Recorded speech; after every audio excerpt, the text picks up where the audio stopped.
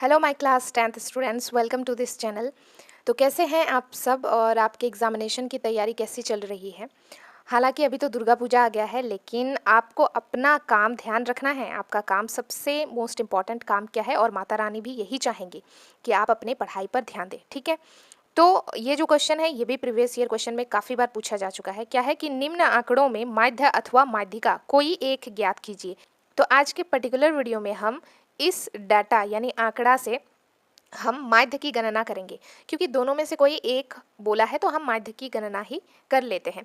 अच्छा, इन सब में क्या है ना, अगर आप एक बार माध्य निकालने का प्रोसेस जान ले, एग्जामिनेशन में ये डेटा चेंज हो जाएगा, आंकड़ा चेंज हो जाएगा, लेकिन आपको प्रोसेस पता होगा कि कैसे निकालना है। ठीक है, तो एक बार ध्यान से देखने की जरूरत है, और नेक्स्ट वीडियो में हम माध्यिका को डिस्कस कर लेंगे। ठीक है, ओके, तो चलिए शुरू करते हैं। तो ये हमारे पास ऐसे आपको एग्जामिनेशन में क्वेश्चन दिया हुआ रहेगा। यहाँ पर रहेगा वर्ग अंतराल, और ये है इसके वर्ग अंतराल, और ये है बारंबारता फ्रीक्वेंसी। ठीक है, अच्छा, इसके पहले मैं बता दूं कि इसके पहले वाले इंपॉर्टेंट क्वेश्चन अगर आपने नहीं देखा है तो आपको क्या करना है, कुछ नहीं करना, डिस्क्रिप्शन बॉक्स चेक करना है, वहाँ पर लिंक है। ठीक है, मैथ्स के प्लेलिस्ट का। और साथ ही साथ मैं आपको बता दूं, जो साइंस है ना, साइंस का भी मैंने इंपॉर्टेंट क्वेश्चन वहाँ पर मैं प्रोवाइड कर रही हूँ। काफ़ी वीडियोस मैंने डाल दिया है, प्लीज़ आप उन सारे क्वेश्चन को नोट करें और तैयारी कीजिए, क्योंकि वो सारे सेलेक्टेड क्वेश्चन हैं। ठीक है, चलिए अब मैं टाइम वेस्ट नहीं करूँगी। अब देखिए, मैंने यहाँ पर सोल्यूशन कर रखा है आप सबके लिए। सबसे पहले आपको क्या लिखना है, मास हमारा वर्ग अंतराल है, आप देख सकते हो 65 to 25 है ना। तो यहाँ पर हम लिखेंगे मासिक खपत, तो ये 65 25 ये सब हमने अरेंज कर दिया। और उपभोक्ताओं की संख्या हमें ये दिया है, बारंबारता। समझ रहे हो, तो ये क्वेश्चन, ये दोनों जो है सारणी हमें क्वेश्चन में ही गिवन था, देख लो यहाँ पे। ये जो हमारे पास वर्ग अंतराल है ये हमारा मासिक खपत हो गया, और बारंबारता हो गया हमारा क्या, उपभोक्ताओं की संख्या। अब ये दोनों तो हमने क्वेश्चन से लिख लिया है। अब इन दोनों कॉलम को आपको न्यू से बनाना है। इसे कैसे बनाना है ध्यान से आप देखेंगे। ठीक है, ये है मध्य बिंदु, ये हर क्वेश्चन में आपको करना होगा, जो भी क्वेश्चन मध्य से रिलेटेड होगा। समझ रहे हो, तो देखो मध्य बिंदु हमें निकालना है, जिसको हम एक्स से डिनोट करते हैं। अब मध्य बिंदु कैसे निकालेंगे, मध्य बिंदु जो है हम वर्ग अंतराल से ही निकालेंगे, इस वाले कॉलम से। कैसे, देखो एक दिखा देते हैं, बाकी तो आपको समझ में आ जाएगा। ये 65 है, 65 प्लस 85 डिवाइड 2, मध्य बिंदु निकालना है ना हमें, तो ये हो जाएगा 10 और 150, 150/2। तो इसको जैसे ही आप कट करोगे ना 75, तो देखो यहाँ पर हमने लिख दिया 75। देखो ध्यान से देख लो, ये है हमारा 75। ठीक है, उसी प्रकार से हम इसका निकालेंगे 85 प्लस 105/2। इसको कैलकुलेट करोगे तो हमारे पास आंसर आएगा क्या, 95। इस तरीके से हमने मध्य बिंदु तो निकाल लिया। अब ये जो हमारे पास उपभोक्ताओं की संख्या है, जिसको हमने बारंबारता जो हमें दे रखा था, जिसे हम फ्रीक्वेंसी कहते हैं इंग्लिश के अंदर, और फ्रीक्वेंसी को हम स्मॉल ऐप से डिनोट करते हैं।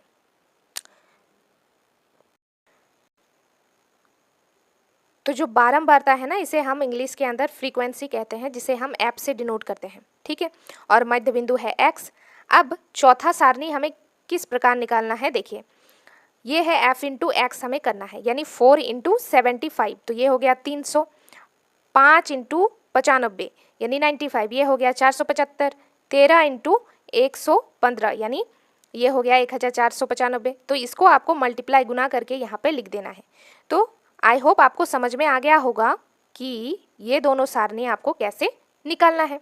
ठीक है, अब जब हमारा सारणी बन जाएगा तब आपको क्या करना है, अब नेक्स्ट स्टेप में देखिए जरा। ठीक है, आपको करना है योग। ठीक है, तो यहाँ पर आप लिखोगे योग, लेकिन किसका योग करना है, ये गलत है। ठीक है, इसको ध्यान रखोगे, इस वाले सारणी का योग करना है, यानी बारंबारता का। तो जैसे ही आप योग करोगे तो इसको लिखेंगे हम लोग सिग्मा एफ, तो ये हमारा हो जाएगा 68। ठीक है, ये चीज़ मैं आपको बार बार बोल रही हूँ, ये सेकंड वाला जो बारंबारता है ना, इसको जोड़ना है, और इसको ये चूंकि ये एफ है तो जोड़ रहे हैं, तो हम लिखेंगे सिग्मा एफ, क्योंकि सिग्मा यहाँ पर ये डिनोट कर रहा है कि हम योग कर रहे हैं। ठीक है, तो जैसे ही आप इसको जोड़ोगे ना तो 68 आएगा। ये देखिए, इस वाले कॉलम को जोड़ना है आपको, मैं फिर से दिखा देती हूँ। इस वाले कॉलम को, ठीक है। Okay, now sigma F of x को जैसे ही जोड़ेंगे ये हमारे पास 9320 आएगा। अब माध्य का फॉर्मूला लगाएंगे। माध्य का फॉर्मूला क्या होता है, देखिए, माध्य बराबर सिग्मा एफ ऑफ एक्स बटे सिग्मा एफ। तो 9320 एफ ऑफ एक्स है, सिग्मा एफ ऑफ एक्स, और सिग्मा एफ है 68 यानी 68। जैसे इसको डिवाइड करेंगे हमारे पास आंसर आएगा 137.05 इकाई। ये माध्य का आंसर आ गया, ठीक है। चलिए अब क्वेश्चन नंबर 2 देखते हैं। क्वेश्चन नंबर 2 में हमें क्या कहा है कि मान निकालिए किसका, cos 48 माइनस साइन 42 डिग्री। अब हमें फॉर्मूला पता है कि cos 90 माइनस थीटा क्या होता है, साइन थीटा। तो हम लिखेंगे cos 90 माइनस 42, क्योंकि cos 90 माइनस 42 क्या होता है, 48 होता है। तो और माइनस में साइन 42। अब आगे देखिए, यहाँ पे cos 90 माइनस थीटा हो गया हमारे पास साइन थीटा, तो साइन और थीटा की जगह पे 42 डिग्री, फिर माइनस साइन 42 डिग्री। अब sine 42 degree minus sine 42 degree is equal to 0, ठीक है। अब क्वेश्चन नंबर 3 देखते हैं। समांतर श्रेणी 1/3, 5/3, 9/3, 13/3 डॉट डॉट के लिए प्रथम पद तथा सारबंतर लिखिए। प्रथम पद किसे कहते हैं, ये फर्स्ट वाले टर्म को, तो 1/3 जिसको हम ए से डिनोट करते हैं, बाय द वे मैं आपको बता दूं। अब नेक्स्ट बोला है सारबंतर। सारबंतर को मैं आपको बता दूं हम लोग डी से डिनोट करते हैं। और ये जो आपके पास ये जो हमें दे रखा है ना, ये हमारा A1 है, A2 है, A3 है, A4 है, ठीक है, और ऐसा चलता जा रहा है। तो मैं क्या बोल रही थी कि ये जो प्रथम पद है A1 क्या है, प्रथम पद, जो कि है 1/3, और जो सारबंतर है जिसको हम डी से डिनोट करते हैं ये होता है A2 माइनस में A1, और फिर A3 माइनस में A2, मतलब दूसरे वाले से पहले वाले को माइनस करना होता है। तो हम 5/3 से माइनस करेंगे 1/3 को। तो यहाँ पर देखो मैंने यही चीज़ किया हुआ है, 5/3 माइनस 1/3 इज इक्वल टू 4/3। तो ये हमारा डी का मान यानी सारबंतर का मान आ गया, ठीक है। मिलते हैं नेक्स्ट इंपॉर्टेंट क्वेश्चन के साथ, तब तक इन सारे क्वेश्चन का प्रैक्टिस करो।